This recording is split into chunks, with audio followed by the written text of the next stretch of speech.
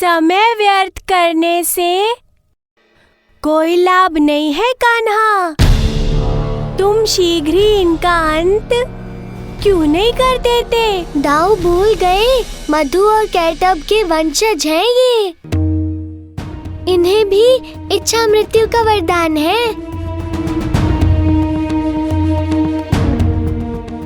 मैं कितना भी प्रयास करूं, किंतु इन्हें मार नहीं सकता।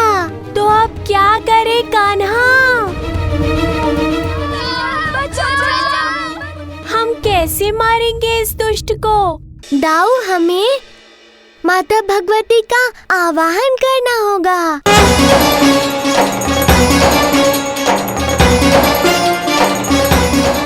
या देवी सर्वभूतेषु शक्तिरूपेण संस्थिता नमस्तस्यै नमस्तस्यै नमो नमः।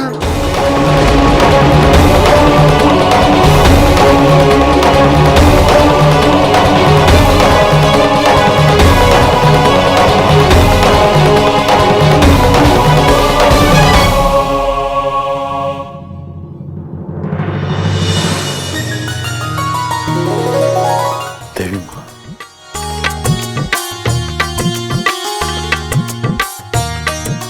माता सहायता कीजिए हमारी। कृष्णा, आज इतिहास अपने आप को फिर दोहराएगा। लाखों वर्ष पूर्व घटित घटना आज फिर घटित होगी। हम समझ गए माता। आप बस हमारा साथ दीजिए, बाकी मैं संभाल लूंगा। उस दिन भी मैं तुम्हारे साथ थी, आज भी मैं तुम्हारे साथ ही हूँ।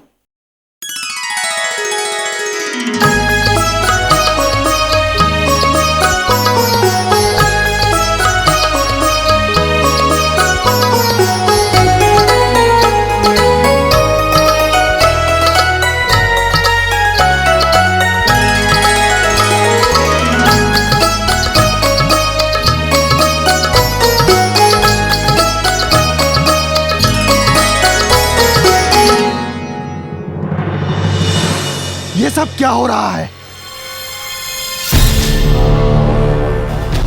हमारी दृष्टि भ्रमित क्यों हो रही है? कहीं इसमें इस बालक का कोई छल तो नहीं? हम कुछ नहीं कर रहे हैं भूता। हम तो तुम्हारी युद्ध कौशल से खुश हैं।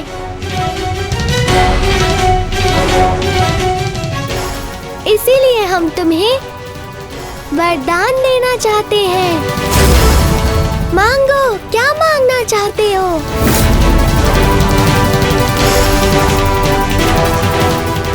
कहीं इसमें कोई छल तो नहीं? हम तो तुम्हें वरदान दे रहे हैं, भला इसमें छल कैसा? बिना किसी तप के वरदान मिल रहा है तुम्हें। ऐसा अवसर तो कोई अपने हाथों से ना जाने दे। मांग लो, क्या मांगना चाहते हो? यही अंतिम अवसर है, मांग लो।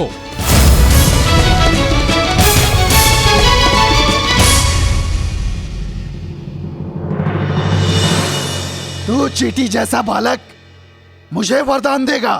अरे तू क्या मुझे वरदान देगा? तुझसे बलवान और शक्तिशाली तो मैं हूं, और वरदान भी तुझे मैं दूंगा।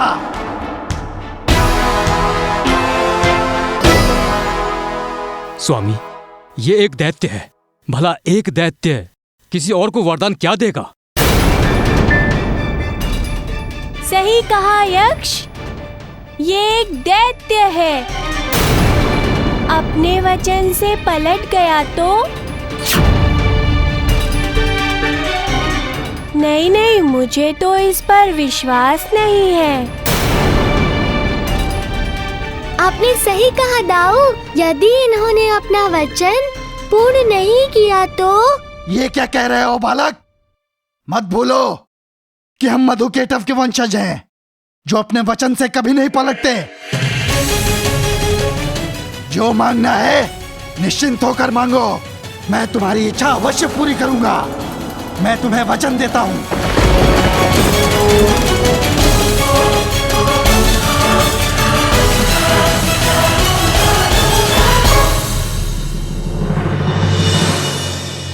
तो ठीक है, हम तुमसे तुम्हारी इच्छा मृत्यु का वरदान मांगते हैं।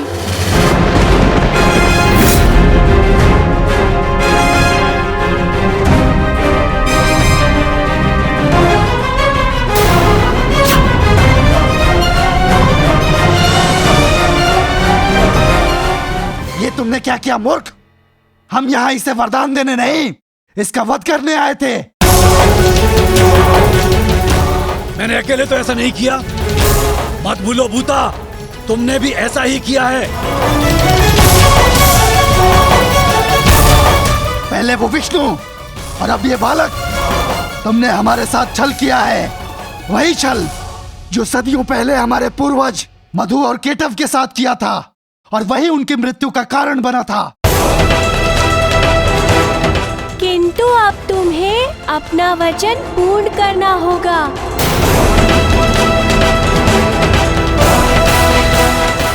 हमने तुम्हें वचन दिया था, इसलिए हम तुम्हें इच्छा मृत्यु का वरदान दे देते हैं।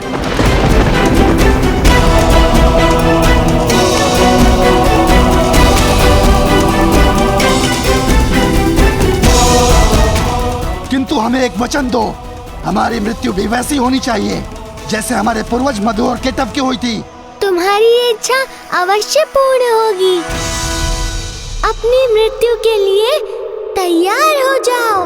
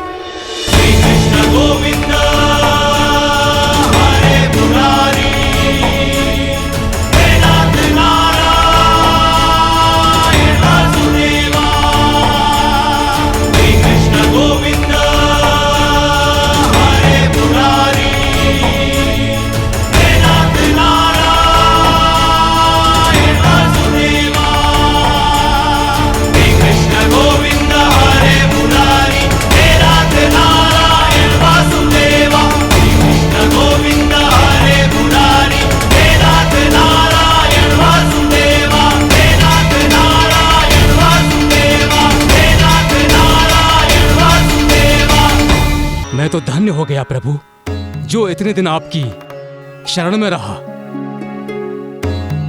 अब मैं सदैव आपका सेवक बन के रहूंगा।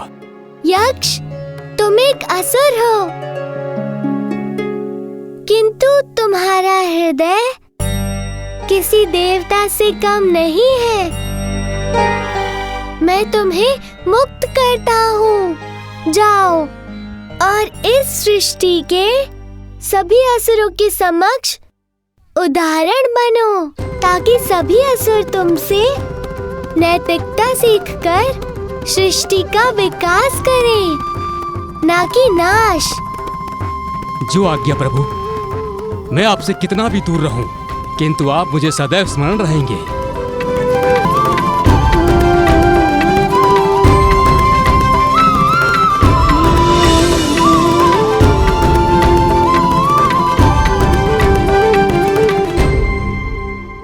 कृष्णा, हमारे मित्रों का क्या?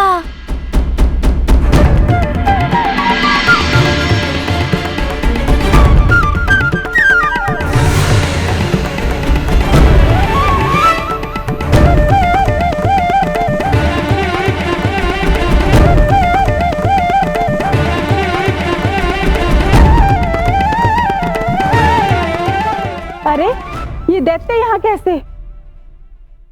यहाँ क्या हुआ था कान्हा? हमें बस इतना स्मरण है कि अचानक से राक्षस ने हम पर प्रहार किया और हमें उस पात्र में बंद कर दिया।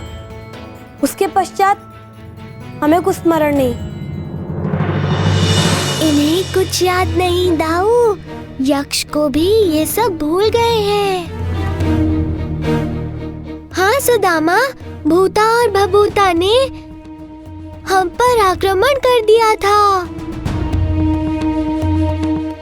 माँ भगवती की कृपा से हम सब सुरक्षित हैं।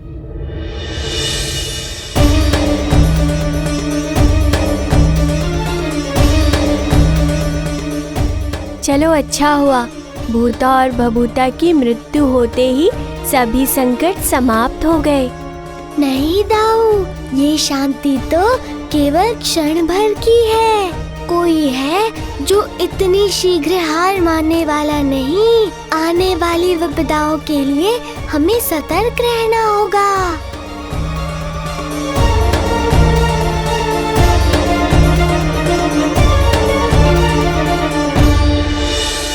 गोकुल को पुनः सुरक्षित देखकर बहुत अच्छा लग रहा है। देवी माँ की कृपा से भूतासुर और भभूतासुर जैसे दैत्य का भी संकट टल गया है। हाँ अरे, ये तो बहुत अच्छा हुआ। समय रहते ही सब कुछ ठीक हो गया। वैसे भी कुछ ही दिन तो शेष हैं। कुछ दिन शेष है? किस बात के लिए यशोदा? अरे जीजी, लल्ला का जन्मदिन आ रहा है और इस बार मैं चाहती हूँ कि उसका जन्मदिन बहुत ही अच्छे से मनाए। और देखिए ना, अब तो हमारा गोकुल भी दैत्यों से सुरक्षित हो गया। मैया, लल्ला, अब तो हमारा लल्ला 5 वर्ष का हो जाएगा। हाँ यशोदा, लल्ला का 5वां जन्मदिन बड़ी धूमधाम से मनाएंगे। भूतासुर भभूतासुर दोनों परास्त हो गए। क्या करूं मैं? महाराज की जय हो। महाराज, रात्रि हो गई है, आपके शयन का समय हो गया। आचार्य, आप भी विश्राम कर ले। आप विश्राम? मैं विश्राम कैसे कर सकता हूँ जब मेरा काल महाकाल बनता जा रहा है। एक के बाद एक मेरे असुरों का वध करते जा रहा है। मैं विश्राम कैसे कर सकता हूँ? मैं विश्राम नहीं कर सकता जब तक मेरे काल का अंत नहीं हो जाएगा। तब तक मैं चैन से नहीं बैठूंगा। निकल जाओ यहां से।